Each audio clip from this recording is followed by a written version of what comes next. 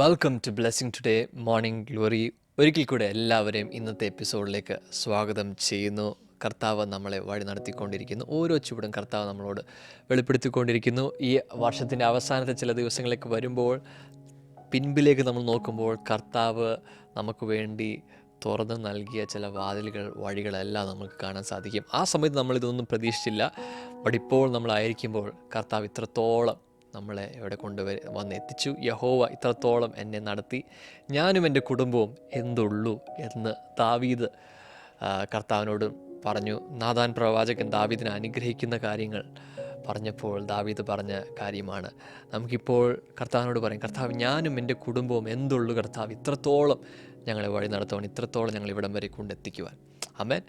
നമുക്കൊരുമിച്ച് ഇന്നത്തെ episode sponsor ചെയ്ത ഒരു കീ സ്പോൺസറുണ്ട്. എറണാകുളത്ത് നിന്നുള്ള ഒരു സിസ്റ്ററാണ്. കർത്താവ് അനുഗ്രഹിക്കട്ടെ.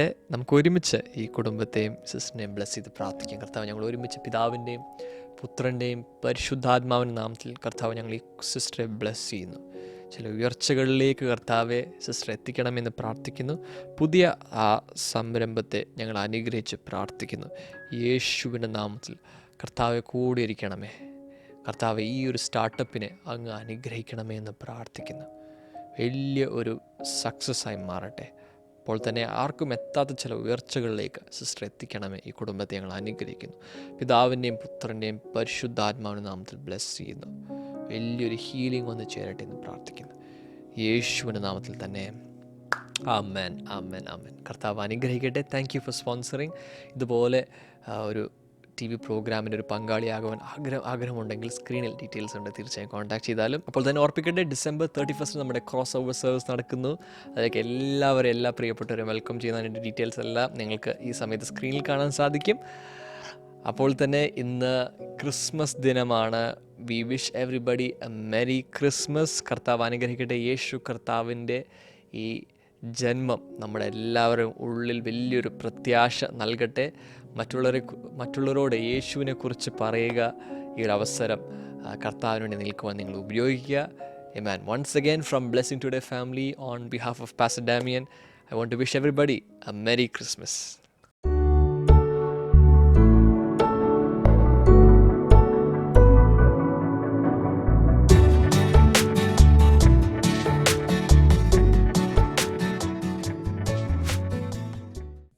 Welcome back.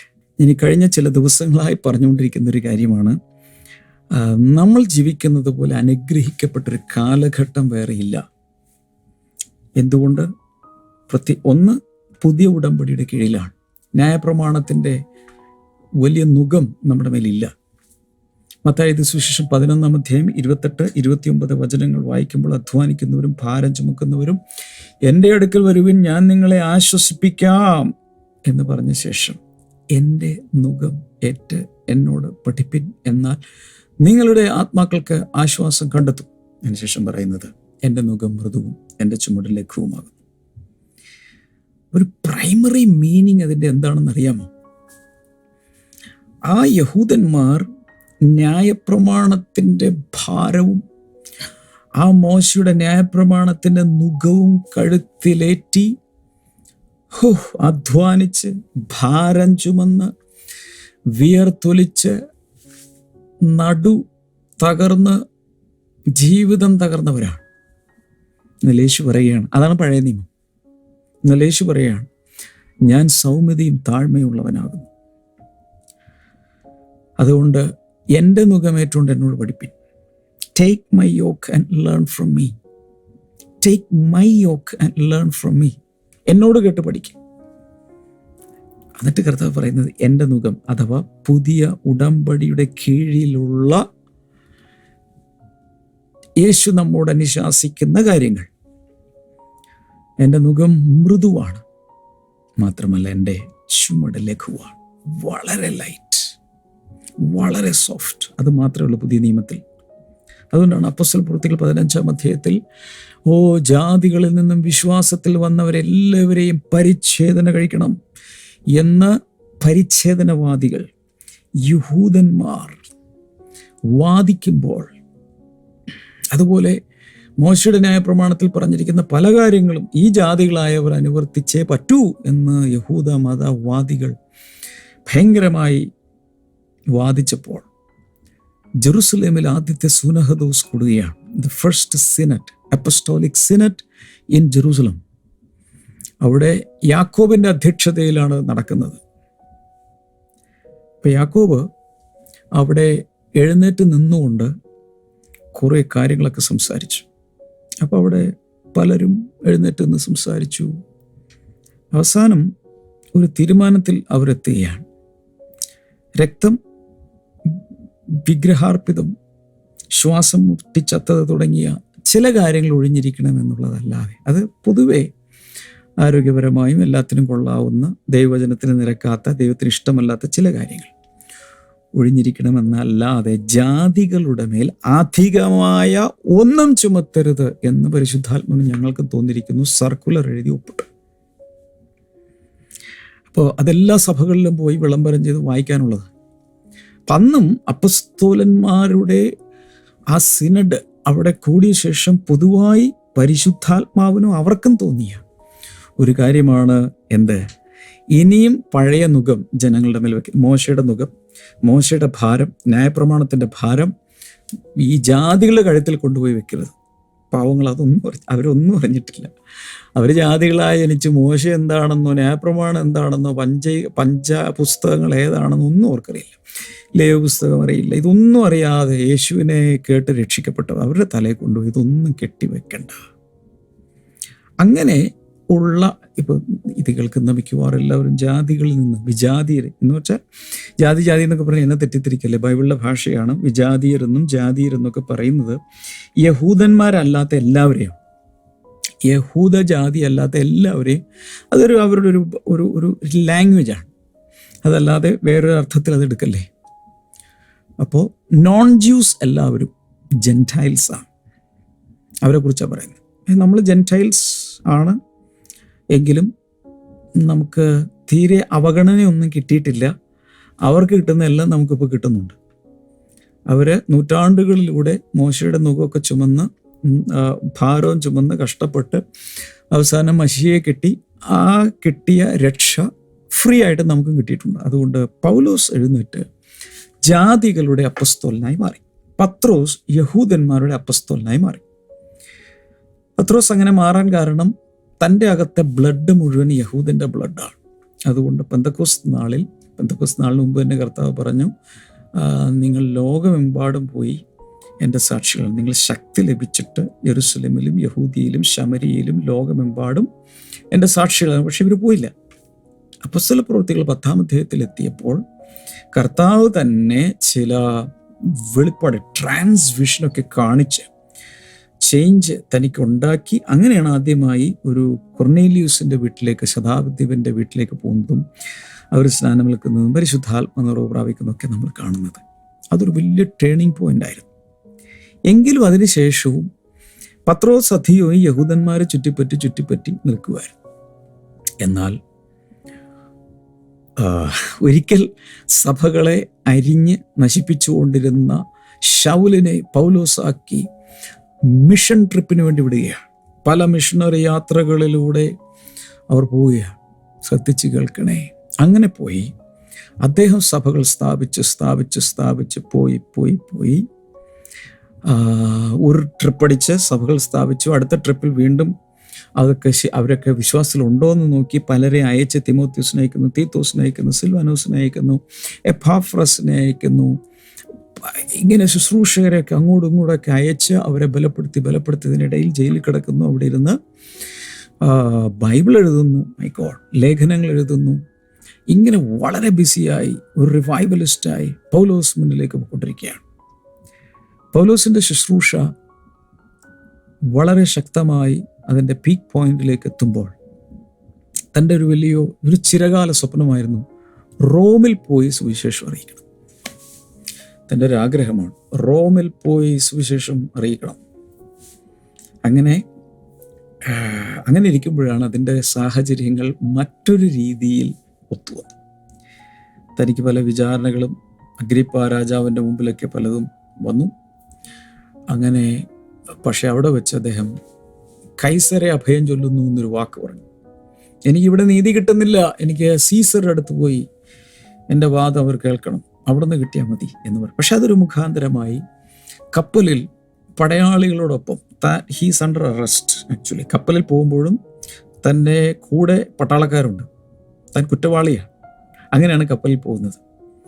അപ്പോസ്തല പ്രവൃത്തിയിൽ 27-ാം അധ്യായത്തിലേക്ക് എത്തുമ്പോൾ ആ കപ്പൽ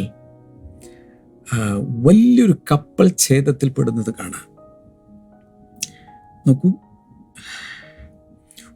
നേരിട്ട് യേശു കർത്താവ് ഇറങ്ങിയെന്ന് വിളിച്ച ഒരു ദൈവഭൃത്യൻ, അഭിഷിക്തൻ, 3-ാം സ്വർഗം വരെ പോയി മനുഷ്യർക്ക് ഉച്ചരിച്ചു കൂടാത്തതും കേൾക്കാൻ പറ്റാത്തതും വർണ്ണിക്കാൻ പറ്റാത്തതും ഭാഷകൾക്ക് അതീതമായുമായ വലിയ കാര്യങ്ങൾ കണ്ടുവന്ന അനുഭവ പരിജ്ഞാനമുള്ള വെളിപ്പാടുകളെ ആധിക്യമുള്ള ഗ്രന്ഥകാരനും സഭാസ്ഥാപകനും സൂപ്പർ അപ്പോസ്തലനും പ്രവാചകനും പാസ്റ്ററും എല്ലാമായ സാക്ഷാൽ പൗലോസ് കയറിയ കപ്പൽ മുങ്ങുന്നു. My God, what is happening? What is happening? 276 യാത്രക്കാരുണ്ട്. അതിൽ 14 ദിവസമൊക്കെ ഒറ്റയടിക്ക് സൂര്യനെ കാണുന്നില്ല. കറുത്തിരണ്ട ആകാശം, ടോറൻസ് ഓഫ് റെയിൻ, കപ്പലാടി ഉലയുകയാണ്. ഒരു ഘട്ടം എത്തിയപ്പോൾ അവർക്ക് മനസ്സിലായി, നോ ഹോപ്പ്, ഇനി ഒരു പ്രതീക്ഷയ്ക്കും വകയില്ല. ഞാൻ ആ വചനങ്ങളിൽ നിന്നെടുത്ത് എല്ലാം വായിക്കുന്നില്ല. അവർക്കൊരു കാര്യം മനസ്സിലായി, ഇനി ഒരു പ്രതീക്ഷയില്ല. ഇപ്പം നിങ്ങളുടെ സ്ഥിതി അങ്ങനെയാണോ? ഹോപ്പ്ലെസ് കേസായിട്ടിരിക്കുന്ന ആരെങ്കിലും ഉണ്ടോ? ചെറിയ ഹോപ്പ് മാത്രമായിട്ടിരിക്കുന്ന ആരെങ്കിലും ഉണ്ടോ? ഒരു കപ്പൽ ഛേദത്തിൽ പെട്ടതുപോലെ ബിസിനസ് തകർന്നു, കുടുംബജീവിതം തകർന്നു, സാമ്പത്തികം തകർന്നു, ആരോഗ്യം തകർന്നു. Your world is collapsing. Life തകരുകയാണ്. ഒരുപക്ഷെ ഒരു കാലത്ത് ദൈവത്തിനു വേണ്ടി നിന്നവരാകാം, കൊടുത്തവരാകാം. പക്ഷേ ലൈഫ് തകരുകയാണ്. Life is sinking. The ship is sinking. And you feel like you are drowning. ഇപ്പം മുങ്ങിച്ചാകും എന്ന സിറ്റുവേഷനിലാണ്. ഒരു രാത്രി കൂരാക്കൂരി ഇരുട്ട്, ഉള്ള സാധനങ്ങളെല്ലാം ആളുകൾ വലിച്ചെറിയുകയാണ്. ഇനി ഇതിൽ നിന്ന് രക്ഷപ്പെട്ടാൽ പോലും ഒരു ധാന്യമണി പോലും അതിൻ്റെ അകത്തില്ല, ഒരു ബിസ്ക്കറ്റ് പോലും അതിൻ്റെ അകത്തുണ്ടാവില്ല. എല്ലാം, കാരണം ഭാരം കുറക്കാൻ വേണ്ടി എല്ലായിടത്ത് കളയുകയാണ്. അങ്ങനെ ഇരിക്കുന്ന സമയത്ത് ദൈവം ഇറങ്ങി വന്നു. പൗലോസേ, ഈ കപ്പലിലുള്ള എല്ലാവരും ഞാൻ നിനക്ക് തന്നേക്കും, ഗിഫ്റ്റ്, എൻ്റെ ഗിഫ്റ്റ് ഞാൻ തന്നേക്കും. കപ്പലിനല്ലാതെ ഒരാൾ പോലും മുങ്ങിച്ചാവില്ല. ഒരാൾ പോലും സ്രാവിൻ്റെ ബ്രേക്ക്ഫാസ്റ്റ് ആവില്ല. ഒരാൾ പോലും തിമിംഗലത്തിൻ്റെ ഒരു സ്നാക്കായിട്ട് മാറില്ല. നീ ഇതിനകത്തുള്ളത് കൊണ്ട്. അപ്പോൾ ഒരു കാര്യം ഓർക്കണം, ലൂക്കോസ് അതിൻ്റെ അകത്തുണ്ട്, അതുകൊണ്ടാണ് ഇത് എഴുതാൻ പറ്റിയത്. ഡോക്ടർ ലൂക്കുണ്ട്, വേറെ ആരൊക്കെ സഹോദരന്മാർ കൂടെ ഉണ്ടെന്ന് എനിക്ക് അറിഞ്ഞുകൂടാ. നീ ഇതിനകത്തുള്ളത് കൊണ്ട്, അല്ലെങ്കിൽ നിങ്ങൾ ദൈവഭൃത്യന്മാർ, എൻ്റെ ദാസന്മാർ ഇതിനകത്തുള്ളത് കൊണ്ട് നിങ്ങൾ നിമിത്തം 276 പേരെയും ഞാൻ രക്ഷിക്കും. ഒരാൾ പോലും നശിക്കില്ല. ഈ ഒരൊറ്റ ദൂതുമതി പൗലോസിൻ്റെ അകത്ത് ഭയങ്കര ധൈര്യമായി. ബാക്കി എല്ലാ ക്യാപ്റ്റനെയും സകലരും വിളിച്ചു കൂട്ടിയിട്ട് പറഞ്ഞു, സഹോദരന്മാരെ, ഞാൻ അവിടെ നിന്ന് ഇറങ്ങിയപ്പോൾ പറഞ്ഞായിരുന്നു ഈ കപ്പലിപ്പോൾ എടുക്കരുതെന്ന്. കാരണം നിങ്ങൾ യാതൊന്നും നോക്കാതെയാണ് ദൈവത്തിൻ്റെ ആലോചനയെ ധിക്കരിച്ചുകൊണ്ടാണ് നിങ്ങൾ കപ്പലെടുത്തത്. ഞാൻ അന്നേ പറഞ്ഞായിരുന്നു, നിങ്ങൾ അന്ന് അനുസരിക്കേണ്ടത്. ഏതായാലും വന്നു. ഇന്നലെ രാത്രി ഞാൻ സേവിക്കുന്ന ദൈവം, മഹാദൈവം, പ്രപഞ്ചത്തിൻ്റെ രചയിതാവായ ദൈവം എൻ്റെ അടുക്കൽ വന്ന് പറഞ്ഞു, ആരും മരിക്കില്ല. കപ്പൽ നശിച്ചു, മുഴുവൻ നശിച്ചു, ആരും നശിക്കില്ല. ഞാൻ ചിലരെ നോക്കി പറയാ, നിങ്ങൾ നശിക്കില്ല. ഹോ ഹോ ഹോ ഹോ ഹോ ഹോ ഹോ. ഞാൻ വീണ്ടും പറയുന്നു, വിശ്വാസമാകാത്തവരോട് നിങ്ങൾ നശിച്ചു പോകുകയില്ല. ലൈവ് ചാറ്റിൽ ഒന്ന് പെട്ടെന്ന് ടൈപ്പ് ചെയ്തിട്ട്, ഞാൻ നശിച്ചു പോകുകയില്ല. I will never perish. ഞാൻ നശിച്ചു പോകുകയില്ല.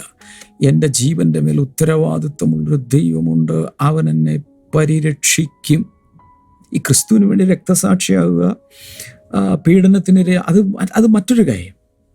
That is something else. ഇവിടെ സംഭവിച്ചിരിക്കുന്നത് ക്യാപ്റ്റൻ്റെ മിസ്റ്റേക്ക് കൊണ്ട് ഒരു പ്രതികൂല കാലാവസ്ഥയിൽ കപ്പൽ ഓടിക്കാൻ പറ്റാത്തൊരു റൂട്ടിൽ കപ്പൽ എടുക്കരുതായിരുന്നു. അന്ന് വെതർ ചാനലും ഇല്ല നോക്കാൻ, കൺട്രോൾ റൂമും ഇല്ല, ഒന്നുമില്ല. ഒന്നും അറിയാതെ, പക്ഷേ വെതർ ചാനലായി കൺട്രോൾ റൂമായി എല്ലാമായിട്ട് പൗലോസ് എന്ന അഭിഷിക്തന് അതിനകത്തുണ്ടായിരുന്നു. അവർ വിലയും കൽപ്പിക്കില്ലല്ലോ. പുള്ളി ക്രിമിനൽ അല്ലേ, നീ after all you are A criminal. നിന്നെ പട്ടാളക്കാർ നിന്നെ വിചാരണ കൊണ്ടുപോകല്ലേ, കോർട്ടിൽ കൊണ്ടുപോകല്ലേ, യു ആർ ക്രിമിനൽ. നിനക്ക് ഈ കപ്പൽ ഇതിനെക്കുറിച്ചൊക്കെ വല്ലതും അറിയും? ഞങ്ങൾ എത്ര നാളെ തുടങ്ങിയിട്ട് അവിടെ പോയി കിടക്കേ, പോ. പൗലോസിനെ അവർ മാറ്റിവിട്ടു. പക്ഷേ അതിഭീകരമായ പ്രശ്നത്തിലകപ്പെട്ടപ്പോൾ താൻ ധൈര്യപൂർവ്വം എഴുന്നേറ്റ് എന്ന് പറഞ്ഞു, നിങ്ങൾ ആരും നശിക്കുകയില്ല. എന്നാൽ കപ്പൽ തകർന്നു പോയ പലകയും അതിലൊക്കെ പിടിച്ച് ഓരോരുത്തരായി ഒരു തരത്തിൽ ഒരു ദ്വീപിൽ ചെന്ന് കയറി.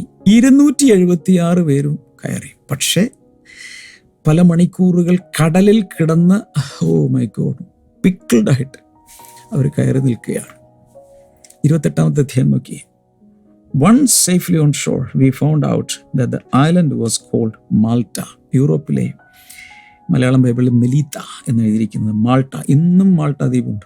മാൾട്ട ദ്വീപിൽ നിന്നും നമ്മളൊരു വലിയ സാക്ഷ്യം, ഈ മോർണിംഗ് ഗ്ലോറി തുടങ്ങിയ കാലത്ത് നമ്മളൊരു മോളുടെ സാക്ഷ്യം നമ്മൾ കേട്ടത് ഓർക്കുന്നുണ്ടായിരിക്കും. The islanders showed this unusual kindness. അവിടെ ചെന്നപ്പോൾ ഈ ദ്വീപവാസികളാണെങ്കിൽ ഭയങ്കര ഹോസ്പിറ്റബിൾ, ലവിങ്. ഇവരൊരു പക്ഷേ ബാർബേറിയൻസ്, ഇവർ ഭാഷ ഒന്നും അറിയില്ല. പക്ഷേ എന്തോ ദൈവം അവിടെ എല്ലാം കരുതി വെച്ചിരിക്കുക.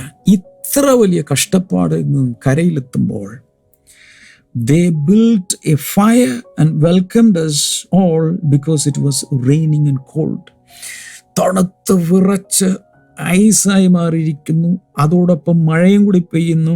ഇവർ പോയൊരു തീ ഇട്ടു, എന്നിട്ട് തീ കായാൻ വേണ്ടി, ഇവിടെ ശരീരം ചൂടാക്കാൻ വേണ്ടി ആ ദ്വീപവാസികൾ തന്നെ കപ്പൽ ചേർത്തിൽപ്പെട്ട എല്ലാവർക്കും ഇവിടെ റെസ്ക്യൂ ഓപ്പറേഷൻസ് നടക്കുകയാണ്.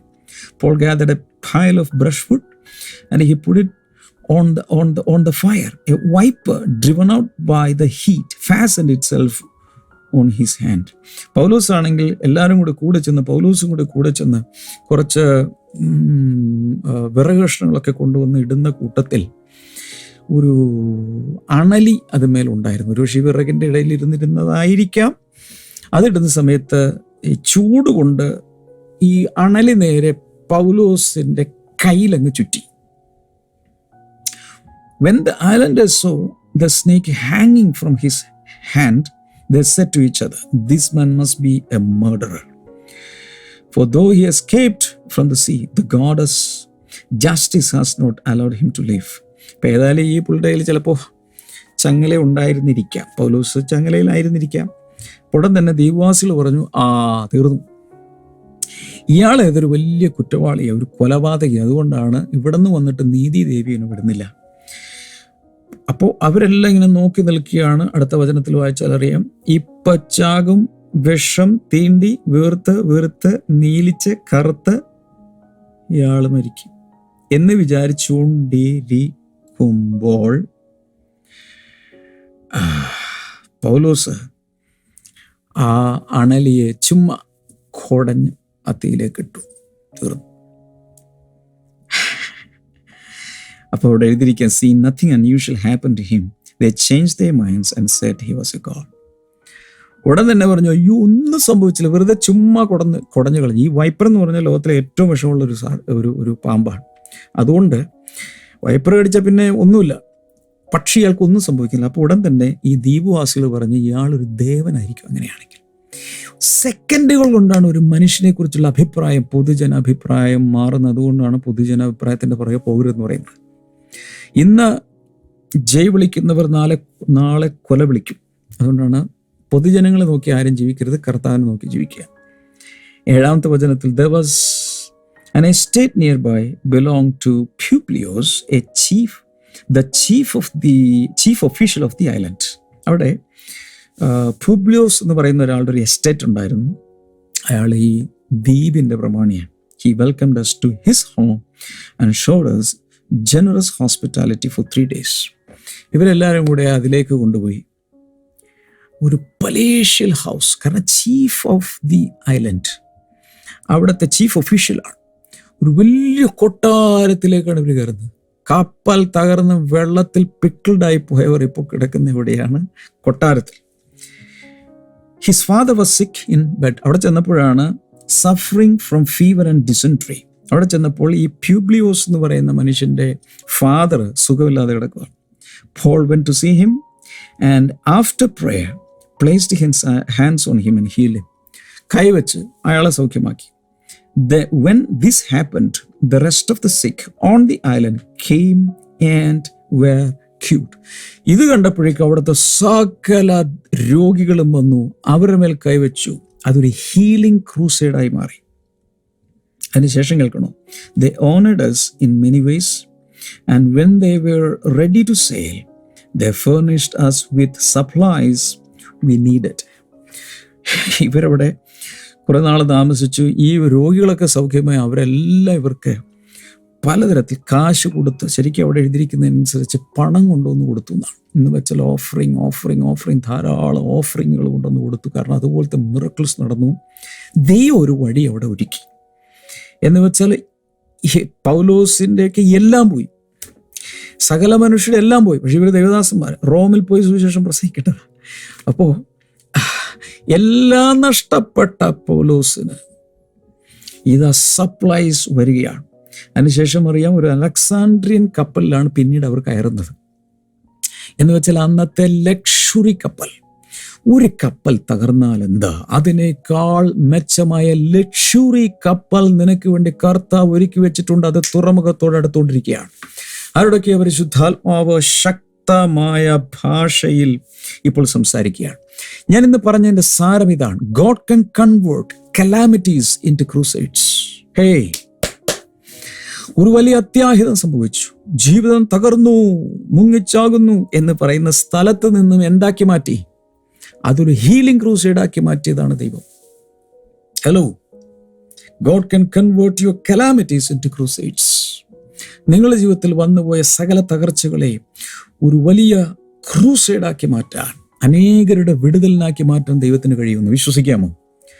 വിശ്വസിക്കുന്നെങ്കിൽ ലൈവ് ചാറ്റിൽ എന്തെങ്കിലുമൊക്കെ പെറുക്കിയിട്. കർത്താവ് എൻ്റെ പ്രയാസങ്ങളെ മാറ്റുന്നു. കർത്താവ് എൻ്റെ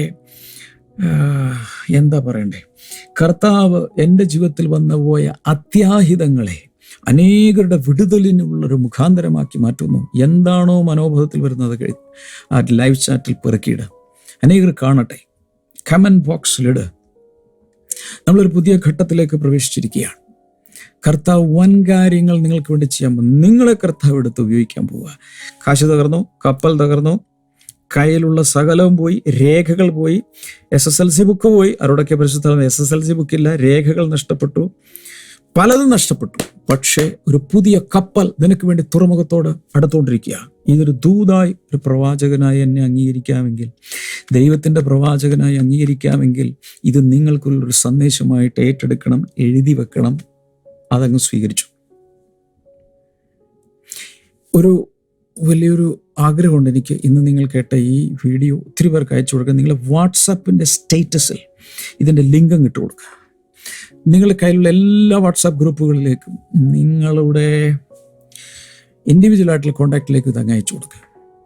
ഇതിൻ്റെ സാരാംശം എടുത്ത് ഒത്തിരി പേർക്ക് പഠിപ്പിക്കുക. നമുക്ക് ഒരുമിച്ച് പ്രാർത്ഥിക്കാം. യേശുവിൻ്റെ നാമത്തിൽ വചനം കേട്ടവരുടെ മേൽ പരിശുദ്ധാത്മ വന്നതിനായി നന്ദി. പരിശുദ്ധാത്മ ചിലർ സ്പർശിച്ചതിനായി നന്ദി.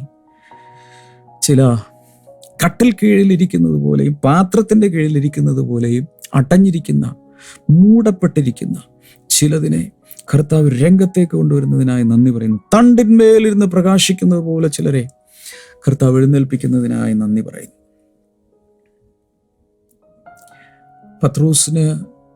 പത്രോസ് യേശുവിനെ തള്ളിപ്പറഞ്ഞപ്പോൾ ഒരു കോഴി കൂകിയതുപോലെ ചിലരുടെ വേക്കപ്പ് കോളായി, ചിലരുടെ മാനസാന്തരത്തിലേക്ക് നയിക്കുവാനായുള്ളൊരു ശബ്ദമായി ചിലരെ മാറ്റുന്നതിനായി ഞാൻ നന്ദി പറയുന്നു.